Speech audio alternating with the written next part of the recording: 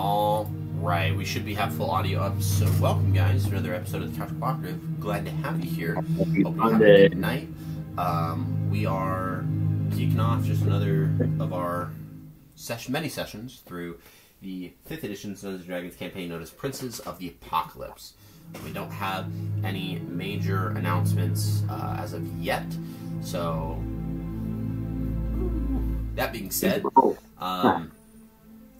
we can jump straight in. So last we left off, our heroes had barged right in to the Sacred Stone Monastery, a isolated, secluded monastery dedicated to a clandestine group of monks that worship stone. You have reason to believe that they had captured prisoners from the dwarven delegation of Mirabar when they assisted in attacking the caravan alongside the Crushing Wave pirates, and still under debate, the Knights of Feathergale Spire. Now, you arrived at the monastery, you bashed the doors in after a bit of some sneaking around, and cleared your way room by room until you found the main leader of the monks that was here. Slew him. You found a Minotaur, a prisoner, who identified himself as Pultra, a Minotaur paladin of Tyr, who was captive alongside many other captive prisoners and was held underground. He was able to force his way out, grabbing a weapon, and made his way to finding Oslek, Painbearer Oslek, and then Nihilus. Now, after you guys had cleared out the monastery, there was a staircase in the middle of the kind of main temple room that led down and descended into darkness. Oslek and Nihilus went down there by themselves, while Pultra and Ragnarok and Pippin were upstairs, kind of cleaning out inventory amongst the priest and his 2 Black Earth guards. I'm talking a bit with Pultra. But Oslek and Nihilus had found that the monks had captured a monstrosity known as an Umberhold, which is a subterranean kind of hybrid creature of ape and beetle. And they had removed its claws and affixed giant brass blades in its place. It broke free of its restraints, it was just caged in, and Oslek and Nihilus were quick to fight up against it, but Oslek was dropped rather quickly in a singular flurry of strikes from these bronze blades. Nihilus took the quickest opportunity to flee to get you guys' attention, because we needed to save Oslek, and we ended with you all staring back into the darkness of the stairwell, where the Umberhold, its big form begins to lumber, and you can hear the sound of it just as it's climbing up these stairs, before the eyes, which 2 of the eyes have been carved out, the head pokes out from the darkness, and you see the 2 just maimed claws that have these blades affixed to them, makes itself visible. It hissed this loud crackling hiss in your direction, salivating on the ground with blood dripping quite consistently off of its blades. So I need the 4 of you, Pultra included, and then as well as Oslek, so that we can make sure we can roll your death saves on a turn. I need everyone to roll an initiative roll for me.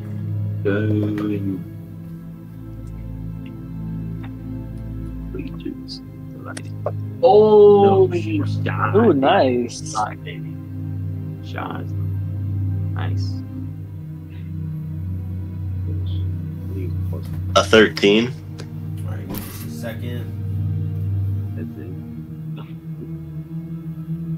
Then we get 25 to 20. 27. 23. Jeez. What the fuck? I know, right? Almost. That's the only 20 I get. 20 to 15. 19.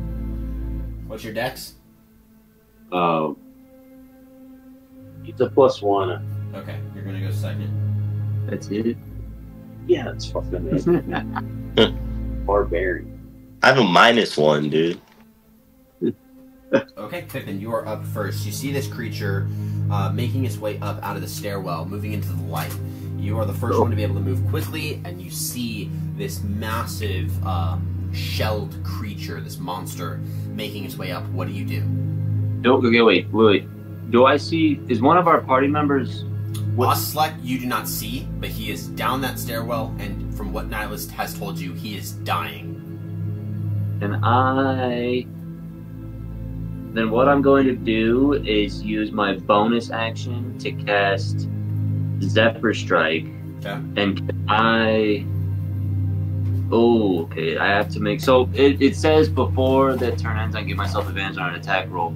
The attack deals extra damage. Whether I hit or miss, my walking speed increases by 30 feet. Do I have to take that attack, or can I use the 30 feet of movement before the attack? I guess it says whether you hit or miss, so I have to take the attack then, huh? That's fine. I'll just use... Alright, then I'll use my action to make 2 attacks with it and give myself advantage on the first attack. Okay. So the first one's gonna be the first one's a nat 20. Nice. The second one is a 13 plus is 13 plus 10, so 23 for the second one. Yeah, both those hit. Go ahead and roll damage. Nice. Okay. Nihilus, you're up next, by the way. Big job. Would I use my sneak too? Like my sneak attack if I were to attack it? You might be able to. It depends on whether or not Pippin gets next to it. Wait, no. Oh, right, 'cause someone has to be fighting. No, not for you, because you're a right? swashbuckler. You get sneak attack if no one's within 5 feet of it, so that's why it depends on what Pippin ends up doing. Oh, I see. Yeah. The first one is 12 damage, and then the second one is 8 damage. You rolled 12 on a crit? Yeah, well, I don't have any of my bonuses active right now. What do you mean? You add your dex to the damage. Because it was a 6 and a 6 plus, so 12 plus 5, so it would be 17. I'm sorry. Yeah, there we go. No. And then what was the second one? So and then the second one was a 4, plus the dex is 9. Okay, 2 arrows go flying straight into the umber hole, And then, piercing so that- in areas on the torso of its large shelled body. So that'll give me 55 speed of movement then for the turn. Can I use that to get past the creature, and it won't provoke an opportunity attack, and try to look for Oslek? Because of the Zephyr Strike? Yeah. So the Zephyr Strike ensures you don't get the opportunity attack? Yeah, it says you move like the wind for the duration. Your movement doesn't provoke opportunity attacks, and this is a concentration that lasts for up to 1 minute. Yeah, you can run right to him. So basically you're running as you're firing at him, and when the arrows hit, he kind of recoils. This creature recoils back in pain. The hissing gets kind of louder in this like agonizing screech, and you use that opportunity to kind of move off against the wall and just hurl down past the Umber Hulk, moving down. As you reach, do you have dark vision? Yeah.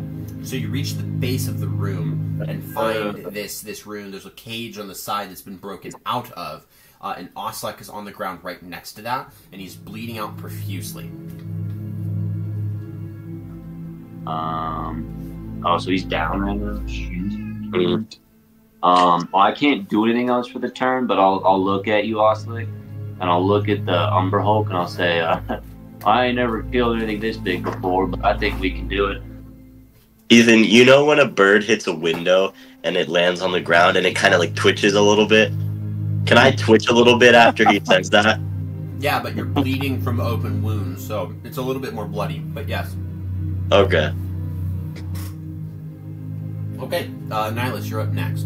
Now, the Umber Hulk is isolated and alone, so if you were to get within melee distance, your swashbuckler should allow you to get sneak attack on him. Well, because I'm pretty sure when I fought him, I had my whip form. Yeah, you did. So I don't want to be that close to him. Okay. I'll be like 10 feet away because I can still reach.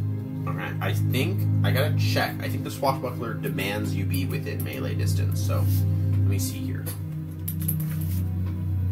Well, it says the attack must be a finesse or a ranged weapon. For my sneak. Yeah, but your rockish audacity. You don't need advantage on the attack roll to use your sneak attack against a creature if you are within 5 feet of it, but no one else is. Oh, so I do have to get up to it. Yeah, you do have to get within 5 feet in order to get your sneak attack, but because I'll of your do that. fancy footwork, if you make an attack, the creature can't use an attack of opportunity, so hit or miss, you're so good. Okay. Okay, so you run straight up to go make another quick swift strike. Go ahead and make that attack roll for me.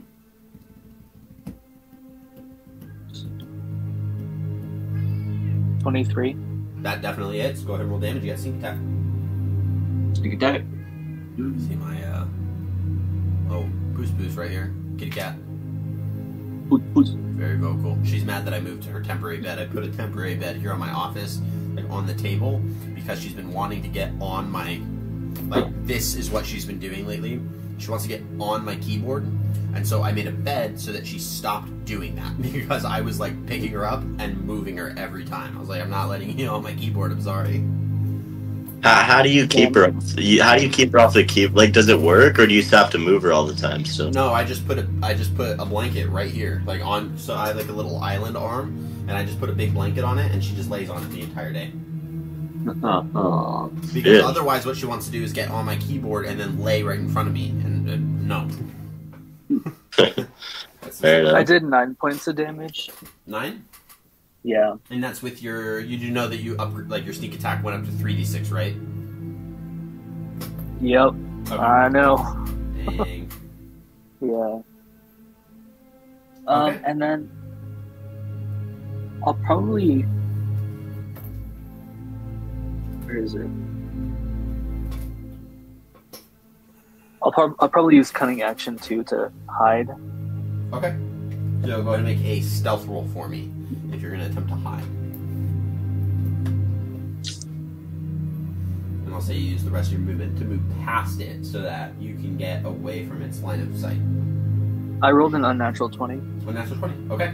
The Umber Hulk is up next. And this Umber Hulk's attacks are slightly different because of its giant blades. No, So, dude. Ragnar, you watch as the Umber Hulk, now having been struck twice in a way as both Nihilus and Pippin have hit it and pushed past it.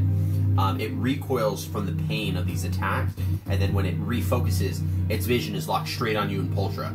So it lumbers up the stairwell, and it has a total of 3 attacks. You're going to get 2 of them, and Pultra's going to get the other one.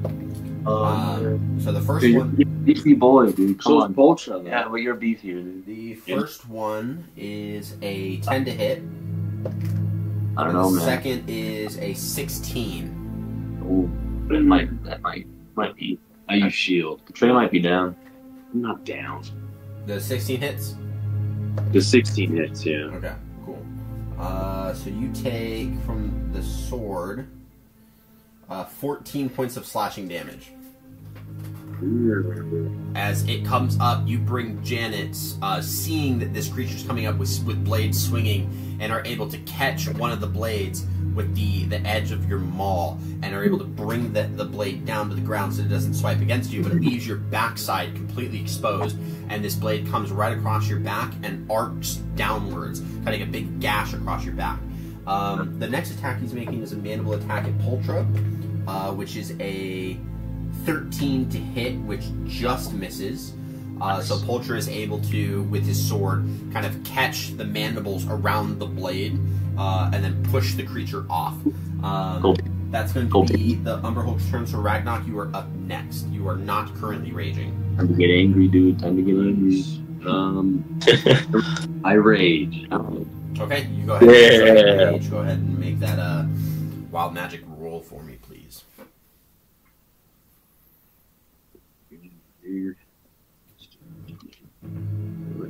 What's it gonna be? Let's see. 8. Get at it. Oh shit. Okay, a bolt of light shoots from my chest. Another creature of my choice that I see within 30 feet must make a con save or take 1d6 radiant damage and can be blinded until I start of the next. And you get a Rolls a natural 1. Only a natural 1. So It takes takes 1d6. 1d6 of damage and is blinded. Yeah, it doesn't matter for it though, actually. But you just get an extra bonus action. Yeah, technically blindness doesn't necessarily matter because the creature has tremor sense. What if it blinds the tremor sense? Can't. Damn it. You would have to not move.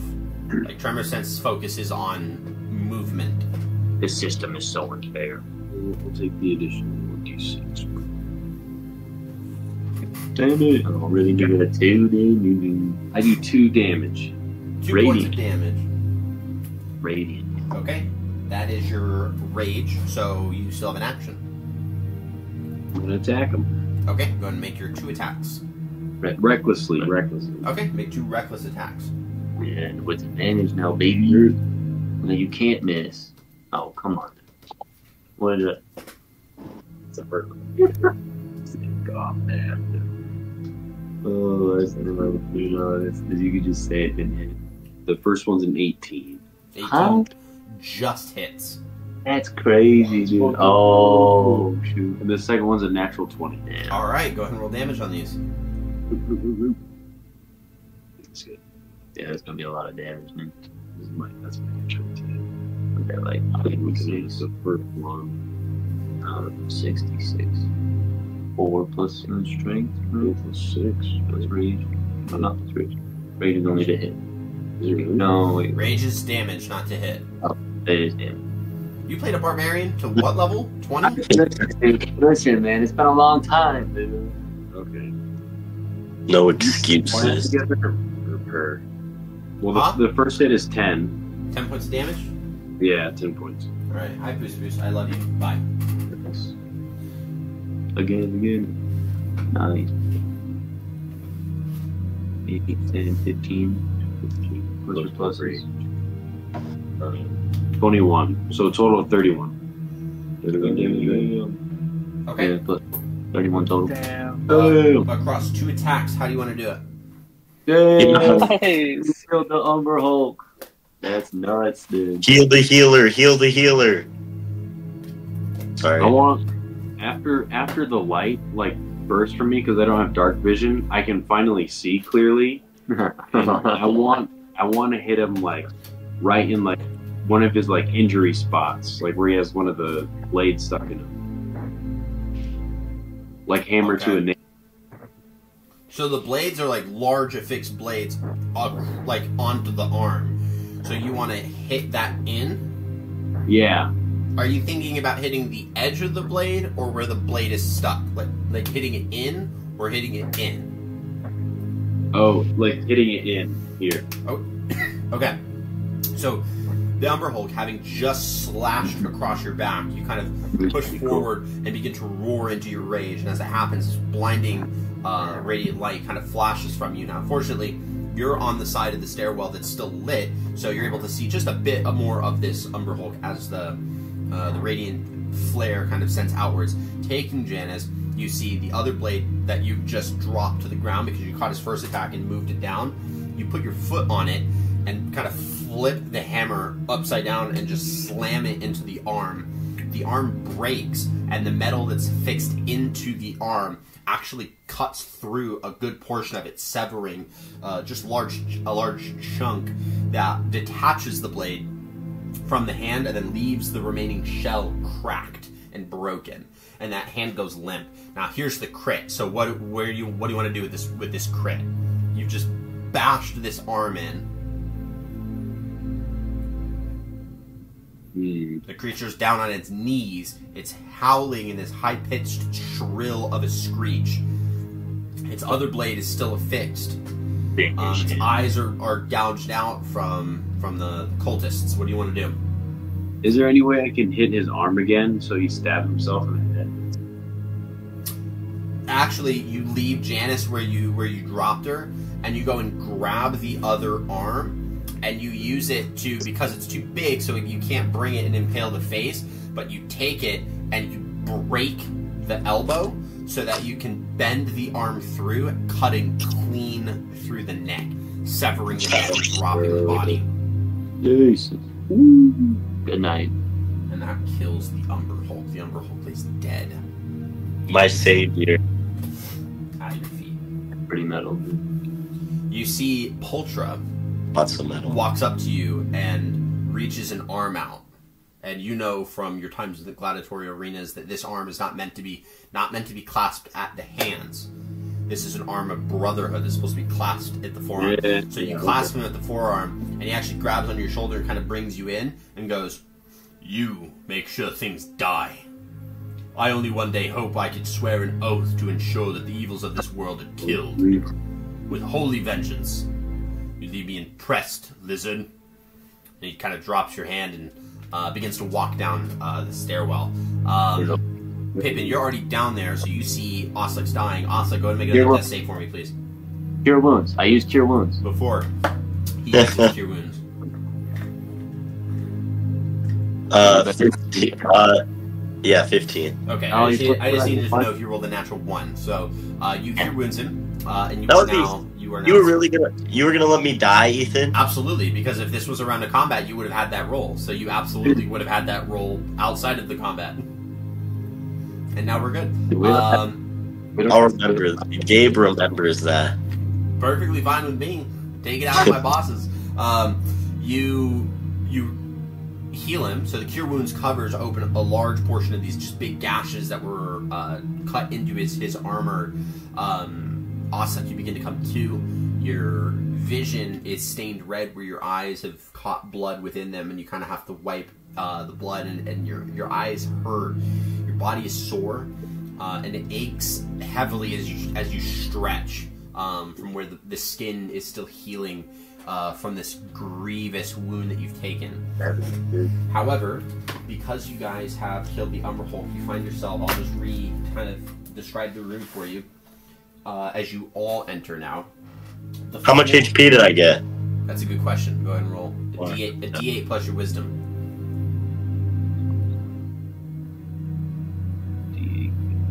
You 5 plus wisdom 8 points. 8 points. Now, the Cool. floor of this large chamber consists of loose red earth, and there's a column of natural stone that stands near the middle of the room. There was a row of sturdy iron bars with a sliding cage door that is currently shut on the walls of the western portion of the room. That cage has been broken out of, so a lot of the bars now are not as sturdy. And there's a door of iron plate that stands on the western wall behind the iron bars, while a similar door exits to the east.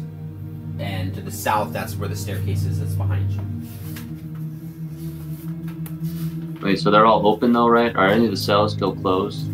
Well, there's only one cell, and it has been massively open. It was just a cage. Yeah, okay. Ooh, deal. Yeah.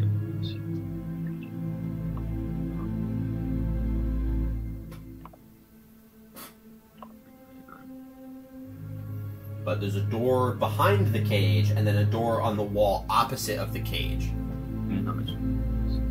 I'll go to the opposite door. Oh, sorry. Okay. I'm gonna use cure wounds on myself Okay. at Go ahead first and- level. Yeah, you go ahead and heal yourself real quick. That's 1d8, right? Yeah, 1d8 plus your wisdom modifier.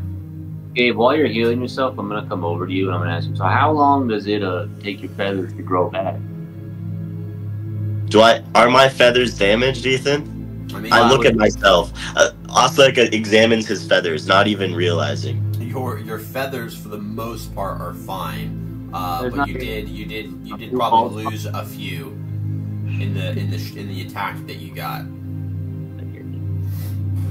Probably the feathers that were closer to the wound. You know that as the wound heals, that the feathers will grow back. I didn't lose any feathers. Those were merely shedding, as a bird naturally does. Oh, yeah, I was just curious, was all. No, Do you need any more healing? Are you feeling okay? no, Oslick needs more healing, but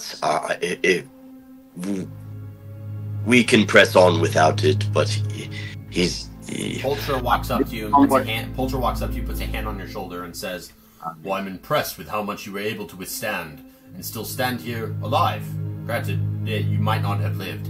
He's going to cast Lay on Hands and give you 10 hit points. Oh, shit. Dude, one knee. Alright. And then he leaves. He finishes by saying, "You embody the teachings of your suffering god well. Just try not to make it a habit. I'm sure your life would depend on it." And he kind of chuckles a bit. Thank you, Paul. If I have to shield these folk, I'm sure I'll be in that position quite often. He laughs at that, like a oh, that's too fair. Okay, so Nihilus decided she wanted to go off to the eastern door, the eastern wall door, opposite of the cage. And there's still a door that was behind the cage. You guys still have your choice to go in either direction. I mean, I feel like we should stay together, considering everything that's transpired recently, but Okay. we can split up again if you guys want to. Okay. We can all go together. Does everyone want to go together? Sounds like everyone wants to go together. So you guys continue to follow each other and move into the next room. And as you walk into this room, it's a barrel vaulted chamber that obviously at one point was an ancient crypt. There are niches along the walls that hold dozens of old skeletons, some with scraps of burial cloth still clinging to their bones. In this room also are the chained gaggle of a lot of different types of people. It seems that prisoners were left down here. And the minute you open the door, you see one in particular, a dwarf, kind of stands up and goes, "Alright, we've had enough of your beatings. Whatever your punishment is, take it out on me and keep these fine folk from it." He kind of stands up at you in defiance. We're not here to hurt you, friend. I think that you're the people we've been looking for this whole time. My name's Pippin Pillstone. I'm a representative of the Emerald Enclave. We've been sent to find a delegation sent from Mirabar. Do you happen to be them? They found out that we were attacked. How did they find out? I don't know all the trace. We were just told to come and find you. It's been a long journey to get here. The big one was that they weren't heard from in Beliard. So there were people that knew of them that were traveling in the same direction, but they hadn't been heard of. They left at different times, and so when they should have arrived, they didn't, and that's when people got concerned. That's right, yeah. But he looks up at you and goes, I'm not all of us are a part of that. I definitely am. These fine folk have been taken from a lot of different places. Some from the delegation as well. Not the important ones, though. The rest got divvied up like cattle. Do you know where they were sent? Somewhere further underground. They kept talking about a place called the Eye. I have an Well, inkling of what that is, and he kind of dusts himself off. I'm quite a historian myself. The name's Bruldenthar. Oh! While they're talking, can I start releasing the prisoners one by one? Yeah, I imagine you guys are kind of releasing them as this is going. The key ring that you guys had acquired that had the basic keys on it from Carbo, the priest, one of those keys opens these keys. So after a bit of recognizing, oh hey, these keys might do it, you just go through one by one by one. A lot of them are very grateful. You get a lot of thank yous. You occasionally get asked, like my husband, my wife, my brother, have you seen him? And when they give a brief description, it's immediately reminded of the people that are upstairs that are out in that garden that got petrified and were left petrified as decoration. And so you guys, in the midst of it, have been delivering a bit of bad news as well, but are able to rescue everyone for the most part that are here. Bruldenthar, the dwarven historian, it gets unshackled and freedom. Oh, bless the gods. I fear for the rest. Probably not going to go too well. Well, we need to find them one way or another. Can you? Aye, but they have the place locked off by key. Oh, we do. They have the place locked off by key, but it's not just one key you have to get. It's a grouping of keys that they were able to break apart magically, and they fuse back together upon contact. Can I show him the keys that we have? Yeah, you pull that out, and he goes, "By the gods, By Molden's beard, that's the key. Well, and he kind of looks at it closer. That's not the full part. No, you've been gathering these. Very well done. I would show you what the key is supposed to look like in full, but these damn fanatics have collected my tomes and started moving them all across the place. I had 50 in total, but now I don't have a lick on me. It's quite unfortunate. Do you know where any of them went? They started divvying them up amongst the prophets. Wait, and I don't know exactly which ones went to where. They didn't tell me. They just kept rubbing it in my face that all my knowledge was getting used for their great plans. Ethan, which part of the key are we missing? You're missing 2 parts of the key. Presently, you have 1/2 of the key forged. Omar, I'm pretty sure you have some of his tomes. You do. I know I have some of them, Yeah, but you just I don't need have all of to them. look for all Yeah. 50 of them. Yeah. Now, if you don't mind, they brought something else in here that we were supposed to bring with us. And he moves over to one of the crypts, and the crypts has one of them has a family crest on it that is a bit too particular. He points at it and goes, "They put gnarl in there." And he kind of points to the top of it as if like he needs help opening it. Pultra, Ragnar, yeah, you guys both go up and shift the sarcophagus's topping off, and neatly laid inside is a knight, a warrior who is dead, wrapped up in wrappings across the body, but the armor is still put on it, so it's like a faceless warrior with the blade kind of affixed. And then a series of books are laid around the body as well. And it's immediately Brulden Thorbarn, seeing that, goes, "Oh, well, there's some of my tomes." Quite a bit, actually. And then he points to the body. "We were carrying this corpse. There's a very courageous hero. His name is Gnarl. Gnarl Elrock. He was a knight of Summit Hall, and he died fighting orcs. We were to bring his body to the knights to entomb it, but they took the corpse." You could ask him to clarify. Wait, did you say Norvale? No, Gnarl Elrock. Oh. He died fighting orcs, but he was a knight of Summit Hall. Yeah. And he kind of he looks at you, Ossak. "Did you by chance know him? He served the Order of the Gauntlet, such as yourself. I recognize the symbol." I believe I did. No, never mind. Not the closest, but I believed him to be a great warrior, and I must do my justice to respect his passing with honor. Make a deception check. He's doing a smile, or he's trying to hide something. I fuck. What's that smile? Oh. Hey Ethan, I'm gonna use that inspiration you gave me Okay. session because I rolled a nat 1. Go for it.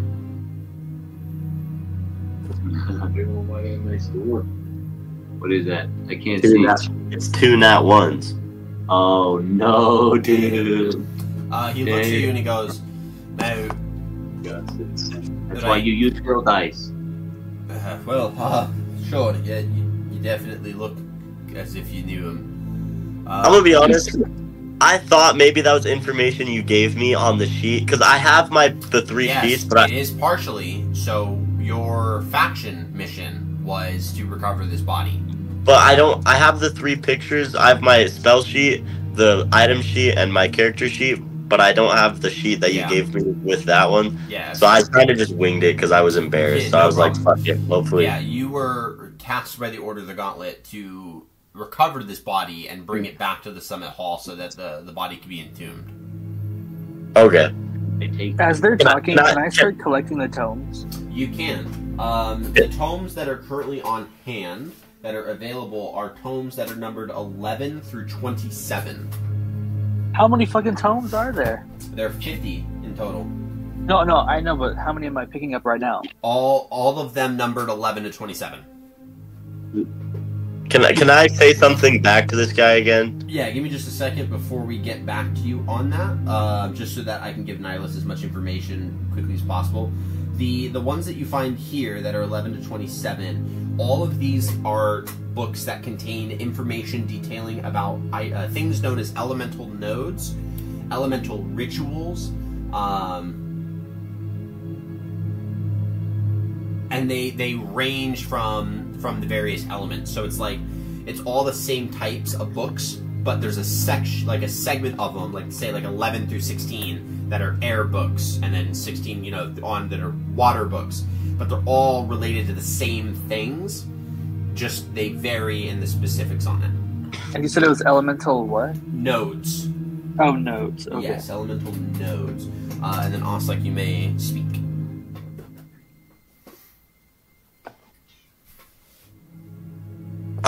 I kid. I'm merely here to serve an order. But nonetheless, we must respect a great warrior. I agree.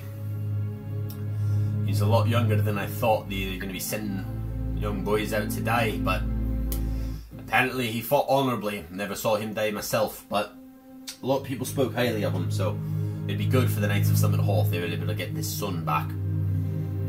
But, Agreed. It is a shame. Like to be able to talk in maybe a different light, if you would. It's quite uncomfortable down here, and I'm sure a lot of us. And at this point, a lot of people are like, "Is it safe? Can we leave?" And a couple of people, a couple of people have nodded. So it's like I'm just kind of allowing this to happen, just not the focus. And people have been leaving, and they'll gather outside and they'll do their thing. So Brolenthar begins to kind of walk upstairs, and he looks back before he starts walking. He goes, "I'll at least wait at the top of the stairs." And he looks at the door that's in the cage and goes, "It seems you haven't gone that way, and I won't stop you if that's your plan." Then he kind of turns back around and walks upstairs. Thanks, dude. I head that way, the way that you said. No, just kidding. Oh, wait a second. Alright, let's go the other way. Go So to everyone- the stairwell. Yeah. Is that where he pointed? Yeah, the door behind the cage. So as you open that door, you find that it leads into a descending stairwell that seems to spiral.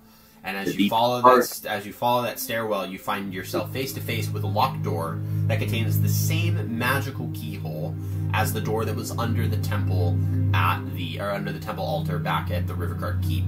So there's a similar door here. How many key parts does it need to open? It needs 4 in total.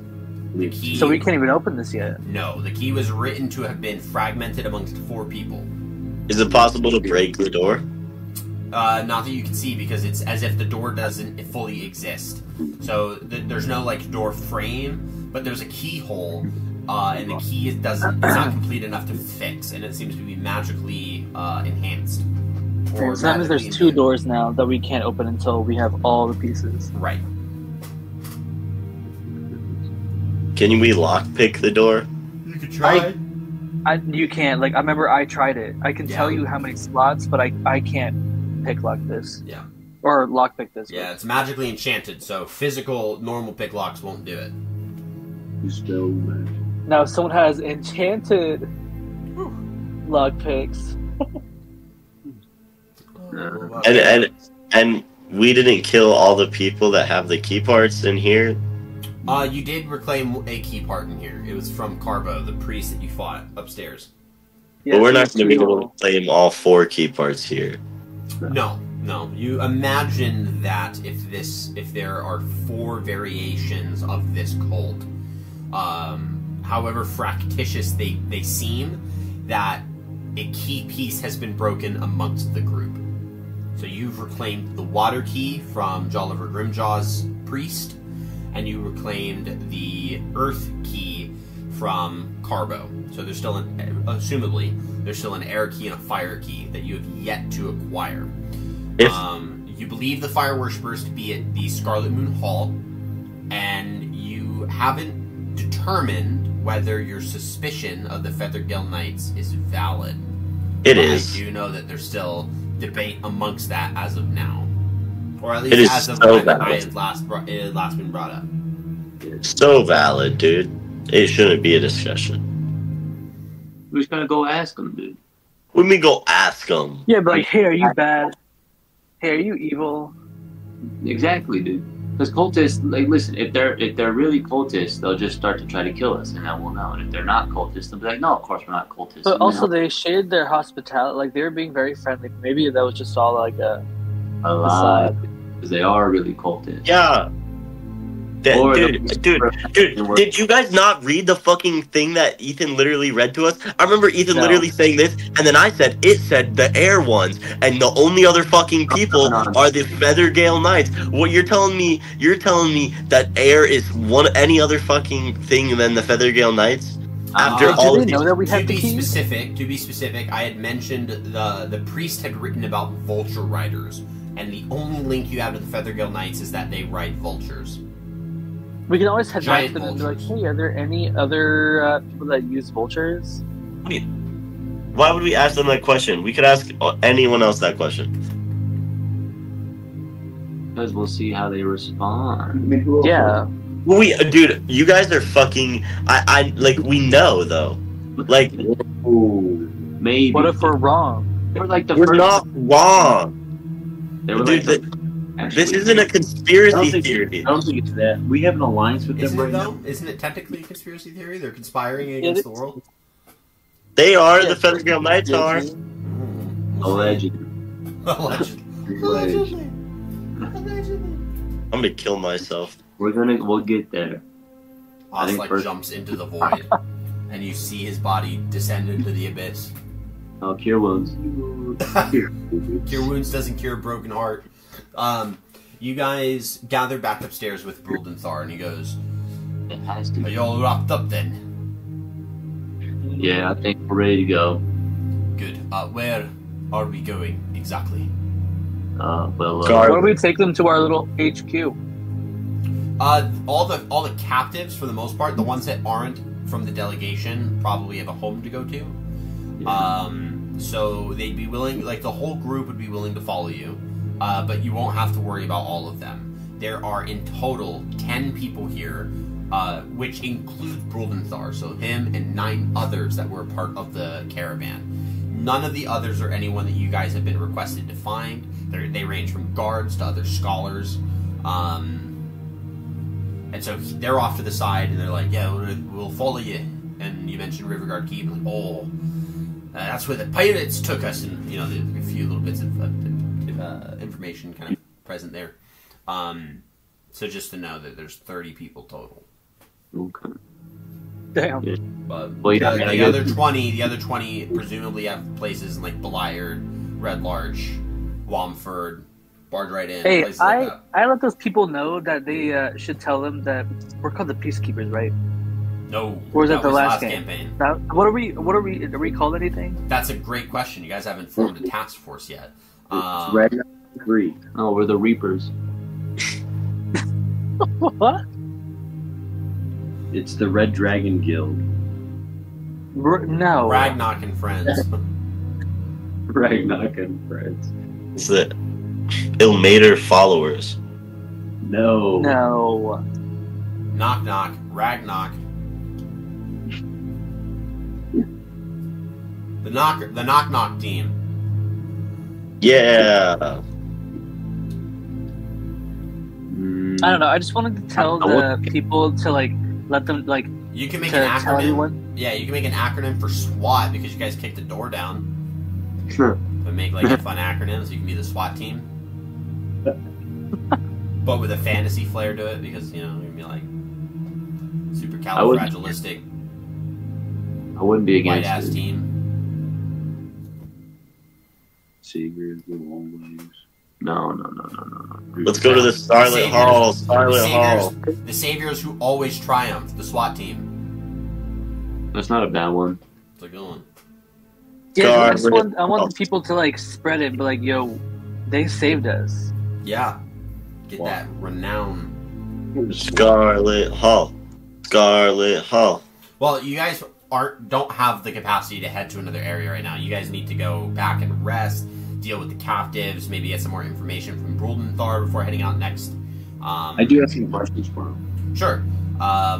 So you guys make the trip back to Riverguard Keep and are able to just kind of appease the crowd of people. A lot of people who have had to leave some behind due to the petrifications.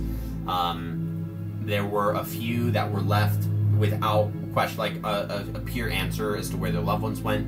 You fear that maybe they were used to test the Umbra Hulk's new affixed armaments. But have no proof for that. You have no proof. You just fear it, and so you give them the little like hopeful, like maybe they're still alive. We couldn't find a body. Blah blah blah. Things like that. Upon arriving at Riverguard Keep, those amongst the delegation make room in the barracks room where the pirates were sleeping. Whereas Broldenthar makes his little like home in the temple because it's a quiet place where he can study and kind of reflect and do a lot of his teachings and stuff. So he moves a couple of the pews off to the side so that he can make himself like a workshift bench to kind of like write on, and he has all of his tomes that have been collected so far kind of piled around.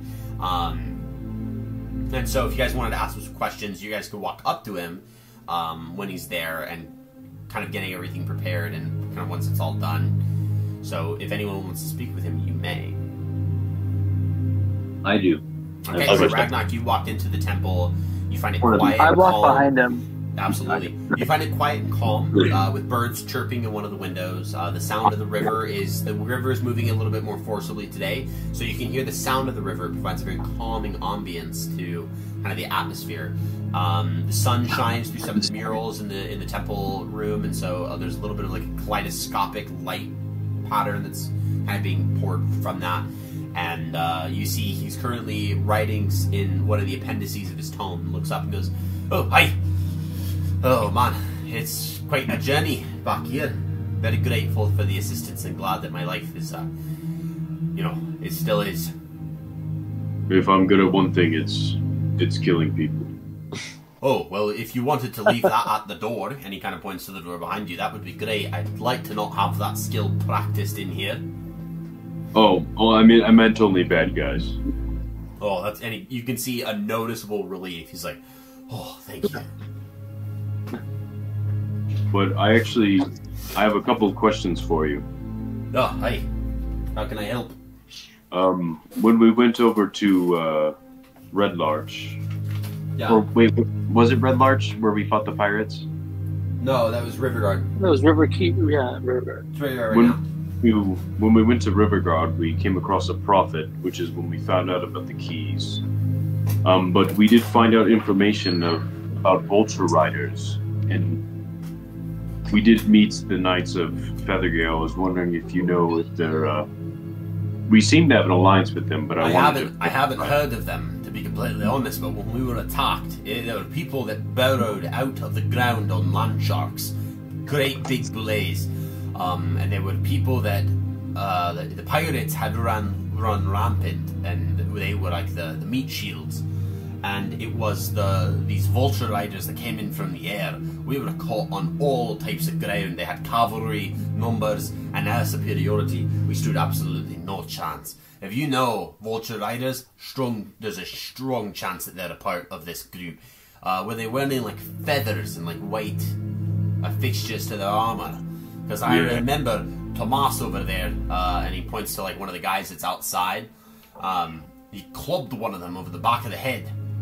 Killed him right so. Gabe, you were right, because that's the fucking Feathergale Knight that died. Ethan, my phone is about to die and my charger won't come this far. I have to join on my computer. Okay. I just wanted to give you a heads up. I'm sorry. All the cameras. This guy. Oh god. And they're all gonna change in just a moment. I'm gonna Just have enough. to edit something. Oh, I don't have to edit anything! Yay! Let's go. Alright. I also had a question about the allies that were with you. Terrestrial and Desena. Yes, yeah. You said terrestrial? I don't know if I'm pronouncing it right. Elvish, Terrasil. Terrasil. Terrasil. Right, yeah. And then, can you repeat that last name there? I don't mean to rub a salt over a tough wound if speaking and reading's not pronunciation's not up there on your list of skills. Yes, and names are difficult. It was actually a second person. Desena Norvale. Actually, I have all the names written down over here. It's like trying to find the actual list so I can get all the important names. It's Desena. Yeah, Desena. Yeah, that quite right. Norvale. And then also Rundorf was one of the other important figures that we had along with us. Okay. Isn't this Ruben? Oh, this is Ruben. Yeah. So So Rundorf, Terrasil, and Desena are still left with. I have no idea where they went. They're prominent enough that the Medusa and his disgusting gaggle of prophets began to start divvying up those ones a bit more. And they started taking them a bit further underground. Why do they need them alive for? I don't understand. If you want my guess for sacrifice, is my top guess. There is a cancerous presence of cultists here that worship a primordial concept known as the elemental evil. You see, I'm quite well versed in the history of this, as I studied this for quite some time. The threat of elemental evil surfaces in different worlds of the multiverse whenever the force known as the Elder Elemental Eye begins to test its strengths. It is currently decided that its newest incarnation is here amongst the Somber Hills. The scattered towns and isolated homesteads of this frontier face a very dire threat, a threat they are not capable of resisting if it were to come to be. If the forces of elemental evil cannot be defeated before they grow, then madness and destruction could spread unchecked throughout the north. The presence of the elemental evil in the Somber Hills historically has gone back for thousands of years, when a sect of renegade drow discovered the extensive caverns beneath the Somber Hills and claimed it as their own territory. Dark Elves venerated a terrible god, the primordial evil, and they built a shrine to worship it and its nameless power. In a way, in time the ancient drow faded, but the place began to get known as the Temple of the Elemental Eye. The dwarves of Besselmer were the next folk to discover the site, and my kin originated from a realm of pastures in cropland. They established an underground stronghold called Tiar Basil beneath the Somber Hills to defend against trolls and giants that plagued the region. The dwarves discovered the ancient drow hold and its temple below their own delvings, but they lacked the strength to clean out the ruins, so they abandoned their deeper excavations. The trolls and giants soon broke the realm of Belsimer, and the remaining dwarves abandoned the place altogether. Now, over the years, adventurers had occasionally stumbled across the buried stronghold of Tiar Basil and the drow explorations to find the vaults below it. Few had made any lasting record of this, and their names have long since been forgotten, but a band of adventurers back in 893 called the Knights of the Silver Horn had found the place again and had begun to explore the ruins. They came back to Tiar Basil again and again and again and decided to establish strongholds to tame the territory of their own, and they raised their keeps over each of the known access points that lead to the ancient dwarven ruins. In fact, this is one of those keeps, and he kind of like shows a spot that kind of like covers over the Riverguard keep. The monastery we were at was also one of those keeps. There are two other additional access points that lead to the Temple of the Elemental Eye, but I imagine that the access way is locked. Now, they had feared that something deep in the caves below the Somber Hills, and they intended to set a permanent watch over the area, but history did not cooperate. A generation or two after the Knights of the Silver Horn had established their strongholds, an orc horde had swept through the north and the keeps were overrun. For centuries they stood empty. Locals came to know them as haunted keeps, and various monsters occasionally began to occupy the ruins. The abandoned keeps and the dwarven stronghold beneath them might have been forgotten forever, but a few years ago, I believe it was the drow that had returned to the ancient fane of the Eye. not a servant of Loth, the drow, from my understanding, is the key source that begins the gathering of these prophets. There's 4 that are in total. There's one that is known as Gar Shattered Keel. He is a disgusting abomination of fish and man. Marlos Ernrail, the Medusa. There's Vanifer, a tiefling, and then Erisi Kalinoth, a fae. What? Wait, how do you spell these? You need me to write them down for you, Lizard, Dragonborn? Can you say the second name one more time? Marlos Ernrail.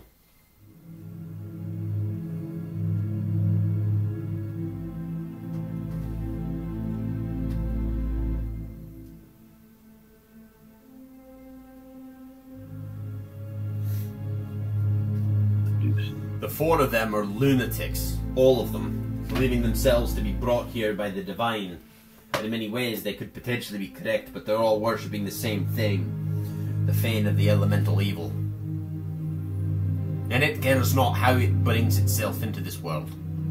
So it'll use any of the 4 to do so. We have a little bit of an advantage because they're too busy fighting amongst themselves to be the first one to do it. As if that's going to give them any form of glory with the elemental evil. It doesn't function that way.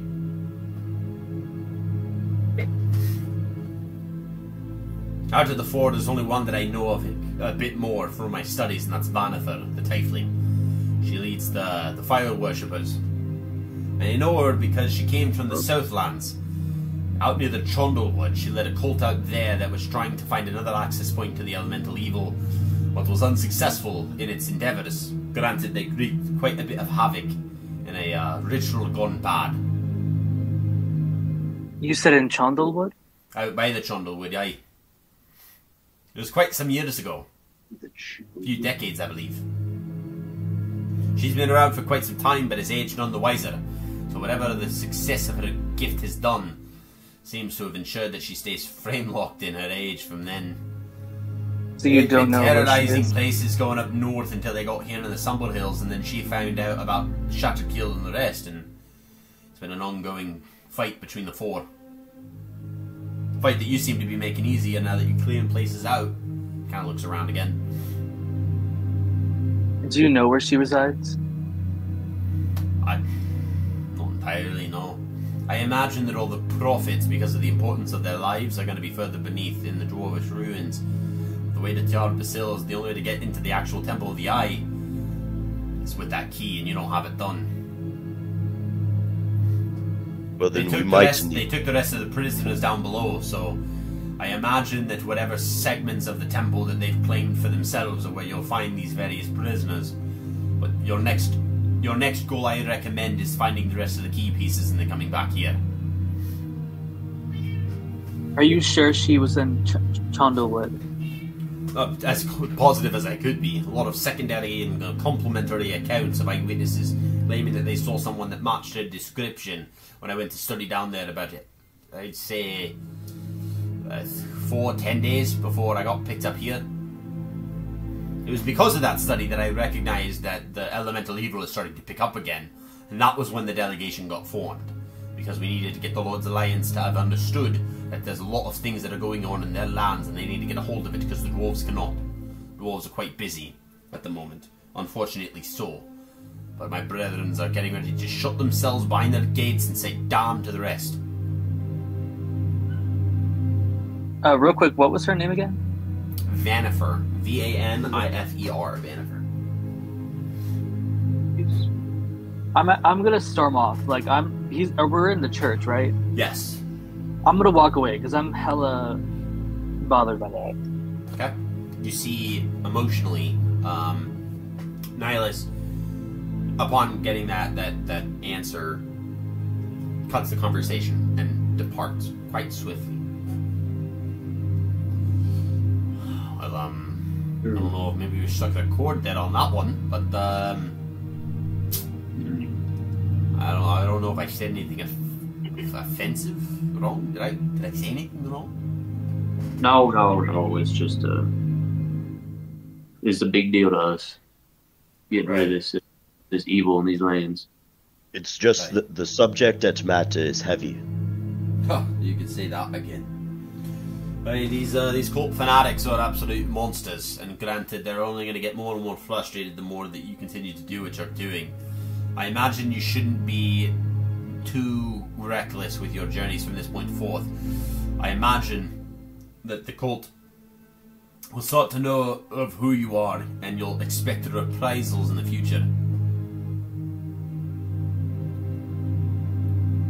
Well, we'll do our best to be ready for that then. Thank you. Absolutely. As for me and the rest of the delegation, will stay here and wait.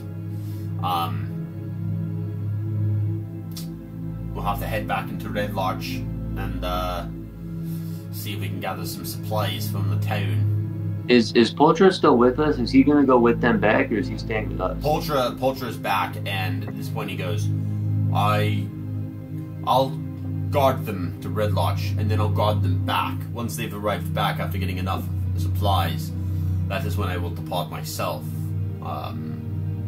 There's a lot of work to be had up north, and I wish to be up there to go and find it.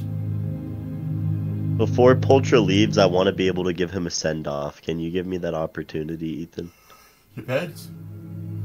What do you mean depends? Depends on when, like, what are you trying to, like, make something for him?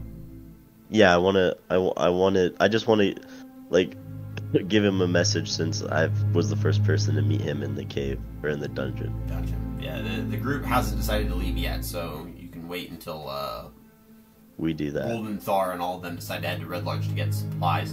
Because they'll need food and stuff to keep themselves safe while they're here. Okay. Well, thank you.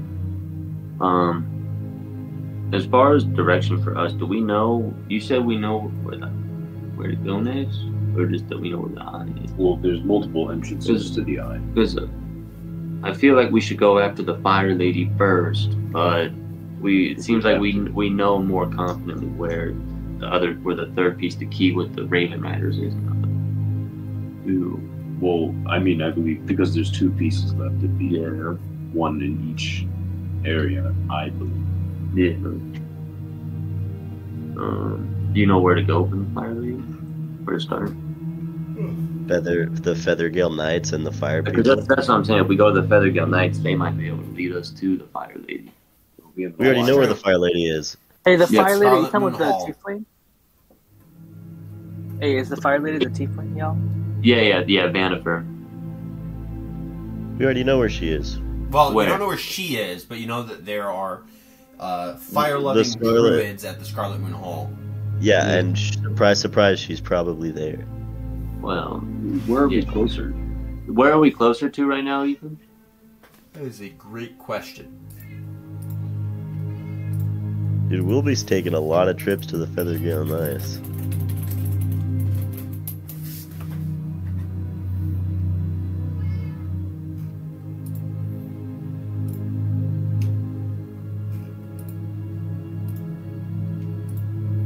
Okay, so you're asking which one's closer? The Scarlet Yeah. Moon Hall of Feathergale Spire? Yeah. The Scarlet Moon Hall is closer. Okay. So Go there. let's go to Scarlet. Yeah. You ever want to go to Scarlet Moon Hall? Scarlet Key, baby. Yeah, that's cool. Alrighty. Well, I'll turn back to the dwarf and say, well, I think we know where we're headed. So best of luck with y'all. We'll see you again. Aye, well, at the very least, allow us at least the opportunity to gather our supplies and get back before you guys head out if you can. Oh, we're supposed to. Oh, okay. We can. And We you can wait. guys still need to take a long rest, so Yeah. the full day hasn't happened, so they just want to get ahead on the supplies now before they go and rest. So they go ahead and get ready to leave, and they're getting ready to pass through the gates, and you guys are out there. Ooh, big yawn. By the keeps gates to say goodbye to everyone. Poltra was able to get his armor, his knight armor from the Buddy. from the monastery before he was able to leave, and so he's a little bit more fixed with his armors on. A lot of his joints are covered in these like spiky patches. He's got a scarf on that wraps around kind of where the neck is. Nice. Can I say my final good? Is sheathed behind his back. Yeah, and he looks at the four of you and goes, "It was a pleasure to journey with you. I probably, once we can get these guys back, I imagine I will just depart swiftly. I'm going to get a horse while I'm there so that I can just ride, well, no, probably not a horse I can carry my size. Maybe a war horse. I'll get something. I'll see. But I'll be heading up north once we can get them taken care of." I'm gonna walk up to. Is Pulcher going with them? Yeah, he's going to go with them to keep him safe until Red Larch, and then bring him back so that they're guarded on the journey, so you guys don't have to worry about it. Nice. I'm gonna take a step towards Pultra and put my winged hand out for a handshake. I look down Does he and goes, reciprocate? "Quite impressed by you, Bird. When I first saw you, I thought you weak. I thought you weak. And now, I can just confirm that you're spiritually weak." But he points at your heart. He points at your heart and goes, "But that is where you are strong." And then he goes and shakes your hand. You scared the shit out of me when I first saw you, if we're being honest. Yes, I had some dude's intestines hanging off of my horns. I get it. Pretty cool. You seemed quite animalistic. Absolutely. And I'm glad I could prove some strength to you, and hopefully I can prove one last strength before we send each other off. And then I'm gonna kick him in the nuts. Okay, go ahead and make an attack roll. This is just a strength-based attack roll. A 10. A 10. Unfortunately, with his armor, a 10 does not hit. And so as you go for a furious knee to the nads, he's able to catch it, and he goes, "Whoa then, Bird! You're not catching me off guard. Ha! You think I'm asleep? Not today. I got my eyes on you, Bird." And he gives you a chuckle and looks at you and goes, "Should probably not telegraph your kicks." And then he turns around and walks off. When he turns around, I'm gonna go in for one last sucker kick. Okay. I needed to talk to him too right before he leaves. After Okay. he gets kicked. Make one more attack roll. I missed. I don't even want it. Okay. You go for another sucker kick, and it's one that as he's walking back, you don't account for that. So as you kick, he's already gone. It's kind of like Charlie with Lucy in the football, but you don't go sprawling back. And then he turns around, and Nihilus, he looks at you because you wanted to talk with him, so you get his attention. Wait, they're gonna go to Red Larch, right? Yes, yeah, I'm going to take them to Red Lodge and then back, but then I will be leaving.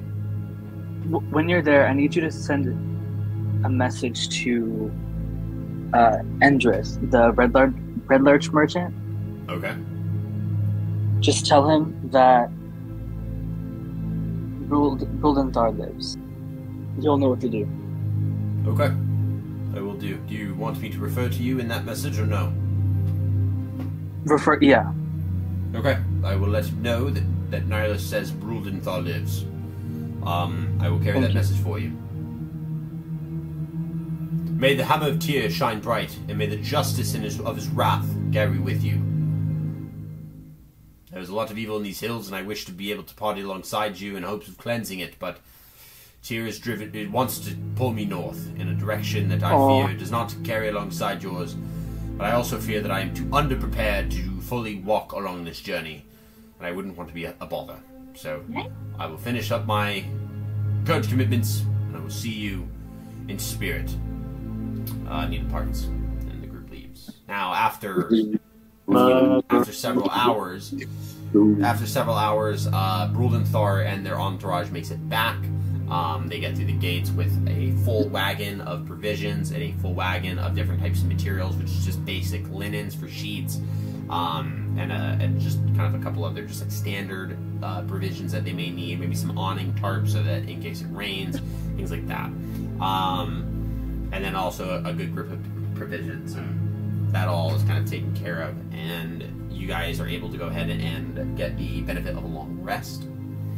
Can I use my Leoman's tiny hut to long rest? You could, yeah, you can absolutely use your... I want to Leoman's. practice. Yeah, you go ahead and cast it, and you guys watch as outside of the altar space where there's a small clearing. Oslek gets into prayer, and his dutiful prayer results in the conjuration of a sacred hut. That as he enters it, gives no indication of its space. And if you walk in alongside him, does the spell designate whether you have to give people entrance to it? So anyone that's inside of the range when I cast it has access to it. I know that much. Let me look at the rest. Yeah. If it doesn't say, I guess I would just ask you to say whether or not you want them to have access when you cast it. Creatures and objects within the dome when you cast a spell can move through it freely. All other creatures and objects are barred from passing through it. Okay, so they cannot. So you would have to have them casted in it in order for them to see the inside of the hut. We'll say because this is you testing it, because you were testing it, you probably wouldn't have asked for them to go into it because it's not, hey, you guys, we need to rest and I can create that shelter. It's like, hey, I just want to see how this works. So after the hut is casted, you guys actually try to walk through it, but as you walk through it, you find it to be a very tiny and cramped hut. And there's nothing in here. There's no room. There's no room to sleep, and there's no room to really fit anything. Whereas for you, Oslek, the room is actually quite spacious, and the hut has this secondary kind of like pocket dimension to it that is kind of like the tents from Harry Potter. They look very small. They look very small on the outside, but this little hut is like kind of like a 2-bedroom apartment, very sizable, and so you find the spell to be quite effective, and you look forward to using this as a resting space during your future travels. Cool. So do we have like a few hours of free time? Yeah, you have a few hours of free time before it's time to long rest. Can I, where is it? I wanted to read a couple tomes before I... Yeah, absolutely. What tomes would you like to read? Yeah. I think I wanted to continue off with... Oh, where is it? No! I think the first ones that you read were numbers 1 through 4. Or no, sorry, I think you read 5. I have 41 through 48 as well. Oh, Elemental Origins. Yeah, maybe it was those ones that you read. Did we level Okay, then up? I'll read the new books that I collected. The new books. Okay. So reading through the new books, what you find them to be is they are very extensive details about the elemental nodes. So there's 4 in total. There is and they actually have names. And so this would name them. So the names of the nodes there is the node of the Howling Cave, the node of the Plunging Torrent. What? Yeah, the node of the Plunging Torrent. So plunging like plunger, and then torrent is Torrent. The third is the node of the Black Geode. And the last is the node of the Weeping Colossus. The Weeping Colossus is the fire node. The Black Geode is the earth node. The Plunging Torrent is the water node. And then the Howling Caves is the wind node. And the last one was node of the Weeping Colossus. Okay. Yeah. Alongside the details of this gives indication that for every node that exists, there seems to be a control mechanism. That control mechanism is predicated off of one of 4 ancient crafted artifacts. The artifacts were made in the design of weaponry, so they only give names to them and images. So the first artifact is titled Wind Vein, and the image bears that of a spear. The second artifact is named Tinder Strike, and bears the image of a small blade, either a dagger or a sizably small short sword. The third weapon is named Drown, and the image appears to be that of a trident.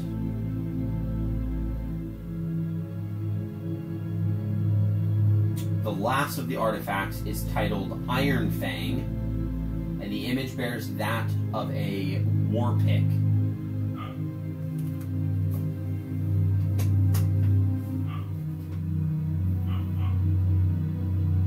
Cool. Pretty metal. You call Iron Thing pretty metal. Mm-hmm. Iron Fang, Wind Vein, Tinder Strike, and Drown. These are artifacts that act as control mechanisms for the node. So, to wield one puts a person in a considerable amount of power, both over the node and both over the source of power that the node contains. These nodes are functional gateways into the different elemental planes. So they are physical manifestations of a tear between the realms of the multiverse, in which the realm of fire, the realm of water, the realm of earth, and the realm of wind all have convergence points that are similarly close together, being somewhere close to the temple of the elemental evil. And so you imagine, you can allude, because Brildenthar does a good job of creating like suggestive texts of like, we could assume based off of this, that blank, that whoever had crafted the weapons, the artifacts, had done so with the desire of wielding control over these nodes and unleashing it upon the material plane. But fortunately enough, there's been no recorded historical event of that happening.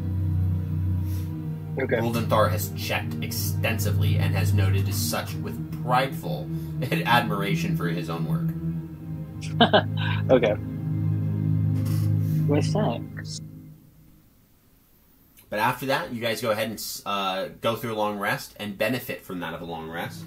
And the next day begins. Now, I imagine that the start of your day is spent gathering your things and then journeying to the Scarlet Moon Hall. Am I correct in that? And leveling up, right? Not yet, actually. Yeah. I leveled you up before the Sacred Stone Monastery was done versus after. So, technically you would have leveled up had I not, but I didn't want to keep you guys at level 4. I wanted you guys to enjoy that dungeon, throwing out 2 attacks and having that fun. And I wasn't let down from it. I thought the combat of last session was awesome, and I think having multiple attacks made it a lot easier for you guys to split up and made that even better. So I liked it. That being said, I imagine you guys want to go ahead and head to the Scarlet Moon Hall. So I'll describe that journey for you. It does carry you for a decent part of your morning. Eventually you get to a portion of the Somber Hills where a thickened haze has begun to settle, making it a little bit more difficult to see around you. Now, visible through this haze that covers the hill is a square tower. That tower is at the top of this hill. It is ringed by ruined walls.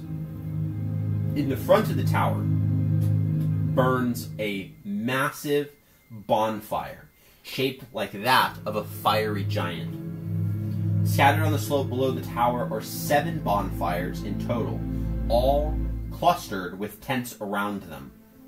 And there are humanoid figures that are huddled near these closer fires, and a trail leads up all of these hillside encampments up to the central tower. Before you lies the druidic camp of the Scarlet Moon Hall.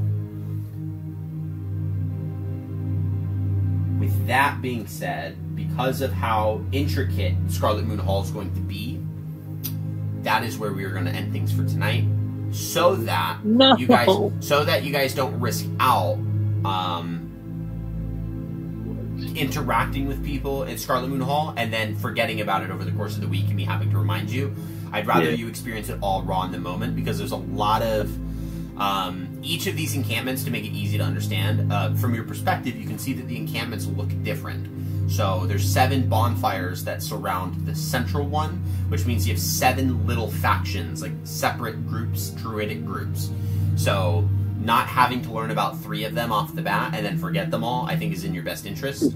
And so then you guys can jump into that. And the pretty much the entirety of next session will be focused on those druidic groups. So it'll be pretty nice. That'll be... Wait, so are they all... Like, are they all in an alliance, or they're all...